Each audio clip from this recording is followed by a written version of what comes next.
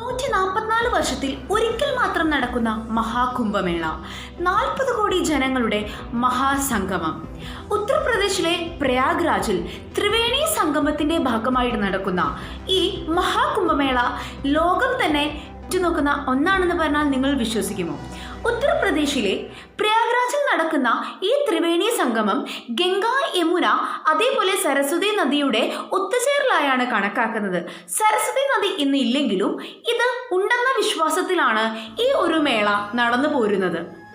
ചരിത്രപരമായും ഐതിഹ്യപരമായും സാംസ്കാരികപരമായും എല്ലാം ഈ കുംഭമേളയ്ക്ക് ഇന്ത്യയിൽ വലിയൊരു പ്രാധാന്യമുണ്ട് എന്നുള്ളതാണ് ഏറ്റവും വലിയ പ്രത്യേകത എന്ന് പറയുന്നത്.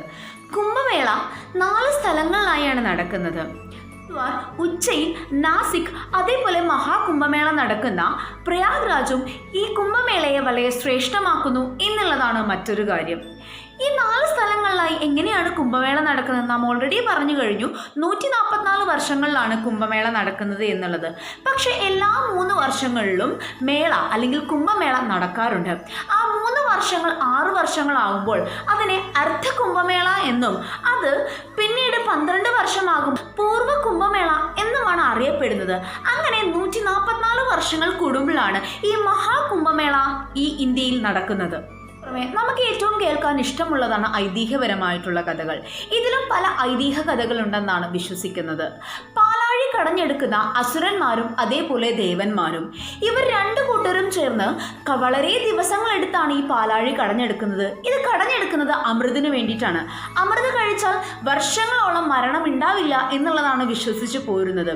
എന്നാൽ അങ്ങനെ ദിവസങ്ങളോളം കഷ്ടപ്പെട്ട് വളരെ സൗഹൃദത്തിലും സ്നേഹത്തിലും ഒത്തൊരുമയിലും പോയിക്കൊണ്ടിരുന്ന ഈ അസുരന്മാരും ദേവന്മാരും ഈ അമൃത് കിട്ടിയപ്പോഴേക്കും ഇവരുടെ സ്വഭാവം മൊത്തത്തിലേക്ക് മാറുന്നു എന്നുള്ളതാണ് മറ്റൊരു സവിശേഷത. ഞാൻ പറഞ്ഞാൽ മനുഷ്യരുടെ തനി സ്വഭാവം അസുരന്മാരും ദേവന്മാരും പുറത്തെടുത്തു എന്നുള്ളത്.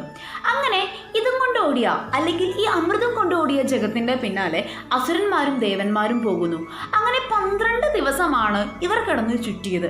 അങ്ങനെ ആ ചുറ്റലിൽ 4 തുള്ളി അമൃത് നിലത്തുപോയി. ആ ആകെ കിട്ടുന്നത് ഇച്ചിരി അമൃതാണ്. ആ അമൃതിൽ നിന്നും 4 തുള്ളി പുറത്തുപോയി. അങ്ങനെയാണ് നമ്മൾ നേരത്തെ പറഞ്ഞ ആ 4 സ്ഥലങ്ങൾ ഉണ്ടാകുന്നത് എന്നുള്ളതാണ് വിശ്വസിക്കുന്നത്. അല്ലെങ്കിൽ മഹാകുംഭമേള വെച്ച് ആ 4 സ്ഥലങ്ങളിൽ നടക്കാനുള്ള കാരണം ഇതാണ് എന്നാണ് പലരും പറയപ്പെടുന്നത്. ശരിക്കും ഈ 12 ദിവസം എന്ന് പറയുന്നത് 12 കൊല്ലമായാണ് അസുരന്മാരിലും ദേവന്മാരിലും കാണപ്പെടുന്നത്. ചുരുക്കം പറഞ്ഞാൽ ഇവരെ 12 കൊല്ലം അങ്ങ് പോയി കിട്ടിയെന്നുള്ളത്. തന്നെ മറ്റൊരു ഐതിഹ്യം പറയുന്നത് വിഷ്ണു തൻ്റെ സ്ത്രീ രൂപം അല്ലെങ്കിൽ മോഹിനി രൂപം ധരിക്കുകയും അതിനുശേഷം ഈ ഒരു കുംഭം എടുത്ത് ഓടുകയുമാണ് എന്നൊക്കെ പറയുന്നുണ്ട്. തികച്ച ഐതിഹ്യങ്ങളാണ്. ഇത് ഐതിഹ്യങ്ങളായി മാത്രം സ്വീകരിക്കുക.